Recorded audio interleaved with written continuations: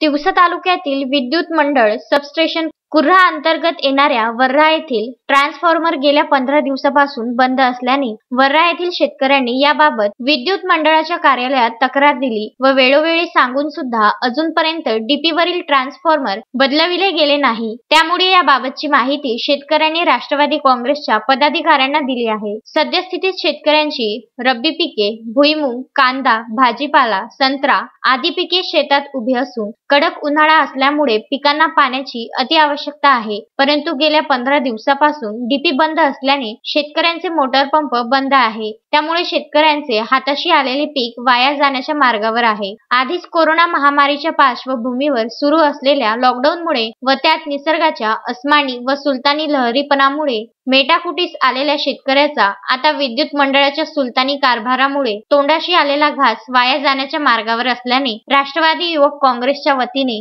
विद्युत विभागाला 8 दिवसाचा अल्टिमेटम देण्यात आला असून येत्या 8 दिवसात ट्रान्सफॉर्मर बदलून न दिल्यास तिवसा येथील विद्युत मंडळाच्या उपविभागीय कार्यालयात ठिय्या आंदोलन करण्याचा इशारा तिवसा राष्ट्रवादी काँग्रेसचे शहराध्यक्ष अजय सुरटकर व राष्ट्रवादी काँग्रेसचे तालुकाध्यक्ष हेमंत बोबडे यांनी उपविभागीय कार्यकारी अभियंता यांना निवेदनाद्वारे देण्यात आला आहे। तिवसा तालुक्यातील वर्रा येथील एडा डीपी या ठिकाणी गेल्या 15 दिवसापासून डीपी बंद असून त्या ठिकाणी शेतकऱ्यांचे भुईमूग, कांदासारखे पिकं उभे आहेत आणि अशा परिस्थितीत 15 दिवसापासून शेतकऱ्यांनी तक्रार देऊनही या ठिकाणी कार्यालयातील एक इंजिनियर त्या ठिकाणी जाऊन शेतकऱ्यांना सांगतात की सर्व डीपीवरील सर्व जे शेतकरी आहेत सगळ्यांनी पैसे भरले तरच डीपी चालू करू।